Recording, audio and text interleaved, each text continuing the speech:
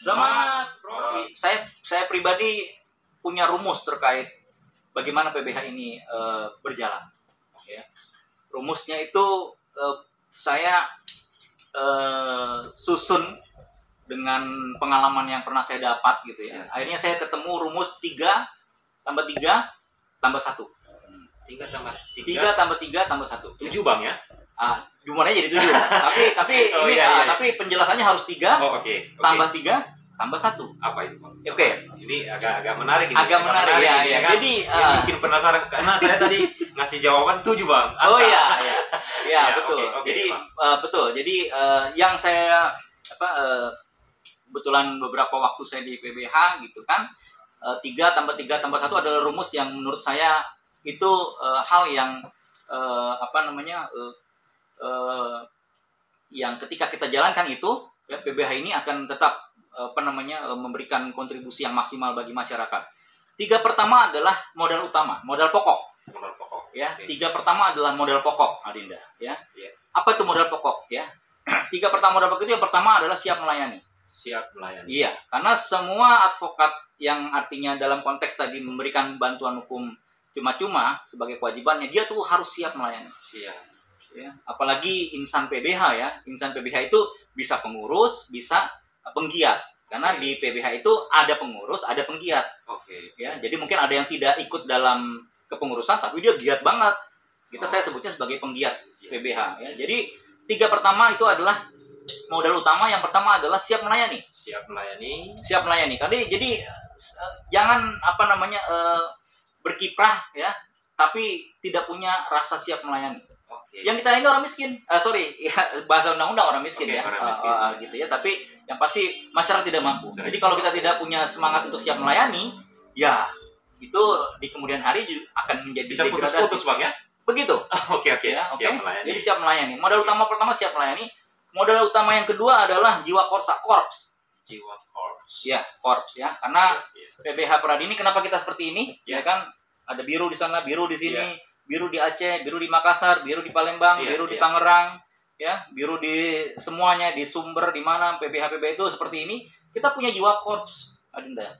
Karena PBH itu harus korps. Kenapa harus korps?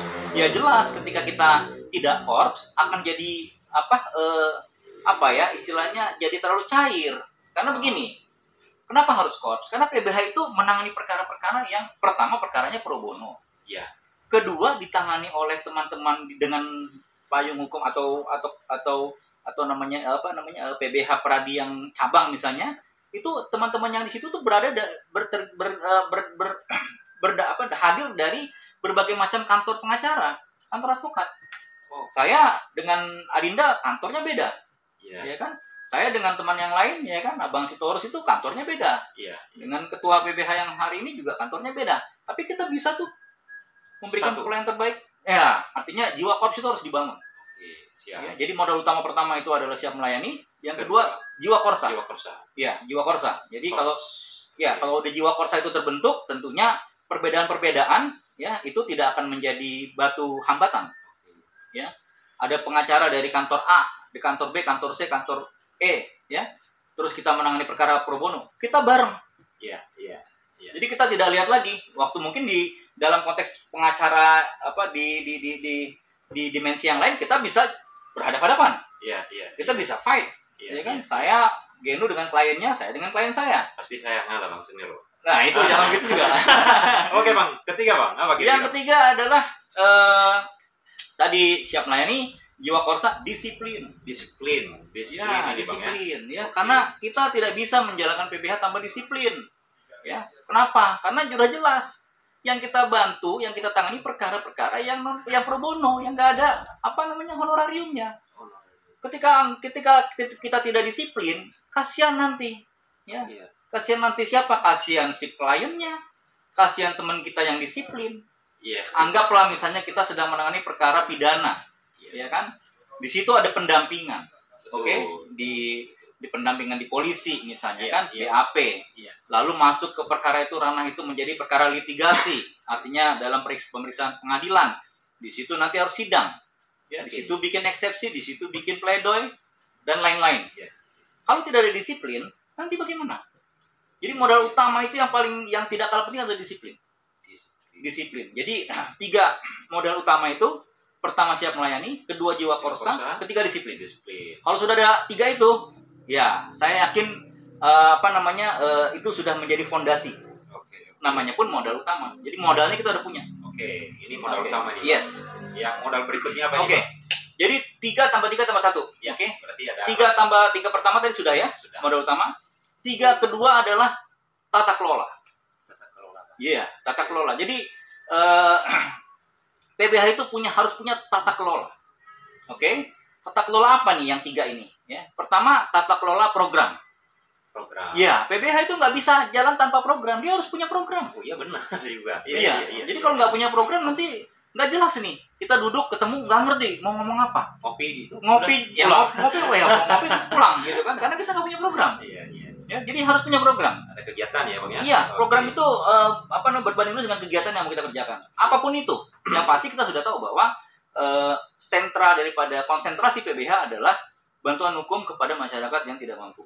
Jadi program itu harus dibuat sedemikian rupa, gitu kan. Nah, kami di PBH pusat, ya kan, memberikan seluas-luasnya kepada teman-teman di cabang. Mau pakai program apa silahkan, menyesuaikan dengan tradisi dan kondisi yang ada di PBH masing-masing. Jadi silakan mau bikin penyuluhan hukum, mau bikin kerjasama atau masuk ke sekolah dan lain itu seperti itu. Jadi 3 yang kedua adalah tata kelola. Pertama itu tata kelola program. Tata kelola program. Iya, ya, tata kelola program. Yang kedua adalah tata kelola SDM. Tata kelola SDM. Iya, sumber daya manusia. Advokat, anggota-anggota ya. Anggota-anggota. Iya, jadi itu harus bisa ditata kelola. Kalau enggak kasihan nanti pengurusnya. Ya. Ketika tanda tangan surat kuasa, ya kan? Oke. Tiba-tiba pada saat action kabur. Dalam tanda kutip kabur, ya mungkin ada kesibukan lain atau apa. Ini kembali lagi kepada yang tadi modal awal disiplin. Itu ada korelasi tuh. Nah, jadi tata kelola SDM itu penting. Kalau misalnya ada kegiatan lain-lain yang teragenda, ya silakan sampaikan bahwa saya tidak bisa untuk hadir sidang, tapi saya bisa bantu misalnya konsep. Oke, konsepnya dari saya deh, gitu kan, konsep eksepsi atau konsep pledoinya, kan gitu ya, konsep mentahnya, gitu kan. Nah, tapi sidangnya saya nggak bisa ikut. Nah, itu tata kelola SDM. Jadi harus bisa ditata kelola. Jadi karena tadi kan kembali lagi bahwa PBH ini brotherhood, jadi harus mensupport, semuanya harus mensupport, saling berkontribusi, gitu kan, pengurusnya, ketuanya, ya kan, anggota-anggota lainnya, terus bahkan penggiatnya. Karena di setahu saya di PBH Cibinong kita punya penggiat lain selain pengurus PBH itu advokat magang ya. Iya, itu bagian dari penggiat PBH. Seperti itu. Jadi tata kelola program, tata kelola SDM, sumber daya manusia. Nah, yang ketiga ada tata kelola anggaran. Betul, ya, tata kelola anggaran. Jadi begini, memang terkait anggaran ini ya hal yang agak mungkin banyak yang menjadi mungkin bukan hambatan juga ya, tapi setidaknya anggaran ini adalah hal yang penting untuk menjalankan kegiatan, kan pasti begitu. Ya kan. Nah, terus bagaimana anggaran ini bisa didapat misalnya? Ya tergantung dari bagaimana teman-teman bisa mengkontribusikan itu. Kadang-kadang di beberapa tempat ada yang mereka ya sudah kita ikutkan berapa biaya untuk memenuhi kebutuhan PBH, ya teman-teman yang mengkontribusikan sendiri, atau mungkin ada istilahnya donatur, boleh ya, sumbangan ya. Kalau nggak salah di PBH Cibinong banyak tuh, ya kan, ada sumbangan berupa perangkat kerja, gitu kan, bahkan mungkin secara teknis ya untuk pembiayaan kegiatan. Saya pernah dengar ada banyak yang membantu, gitu kan, di era yang sekarang ini bagus sekali, luar biasa. Mungkin juga misalnya ada dari yang lain, misalnya kerjasama dengan PN, Pengadilan Negeri atau Pengadilan Agama, di situ ada dana masuk ya, dana dari PA atau PN, gitu kan. Nah, itu anggaran itu harus bisa ditata kelola dengan baik. Ya, bagaimana caranya, peruntukannya untuk apa? Silahkan teman-teman. Ya, mungkin yang terakhir ini, yang terakhir ini kayaknya apa nih bang? Yang terakhir ini bang? Iya, baik. Tadi yang terakhir ya, bang ya? Iya. Jadi 3 tambah 3 tambah 1 ya. 3 modal utama tambah 3 tata kelola dan 1 pendekatan. Iya, tambah 1 pendekatan. Itu pemahaman saya ya. Pemahaman saya sependek saya mengikuti berkegiatan di PBH. Tambah satu pendekatan. Pendekatan yang satu ini adalah pendekatan spiritual. Pendekatan spiritual. Iya. Oke, Bang. Ini menarik. Ini iya. Kayaknya menarik ini, Bang. Betul. Bagaimana maksudnya? Jadi begini. Pendekatan spiritual ini, Bang. Kita tidak melaksanakan kewajiban pro bono, ya kan? Itu tidak hanya pendekatannya atau tidak melulu pendekatan profesi. Tidak melulu pendekatan profesi berdasarkan pasal 22 ayat 1 tadi. Itu kan pendekatan profesi kan? Iya, karena undang-undangnya undang-undang profesi kan? Iya, betul. Ya, pendekatan pasal 22 itu pendekatan profesi. Kita punya kewajiban dan lain-lain gitu kan. Nah, cuman kalau hanya itu pendekatan yang kita bawa, ya kan tentunya bisa menjadi banyak hal yang kita akan tanya di situ. Ngapain saya harus pro bono? Iya. Kan gitu kan? Ngapain saya harus pro bono? Sementara saya aja harus masih penuhin itu, sementara saya belum ini dan lain-lain gitu kan? Iya, betul. Nah, kadang-kadang kalau untuk teman-teman muda juga, saya agak serba salah menjelaskannya. Bang, abang jangan suruh saya pro bono dong. Kan gitu. Emang kalau saya nggak pro bono, saya kena sanksi apa? Iya. Ya kan? Atau kalau saya nggak pro bono, terus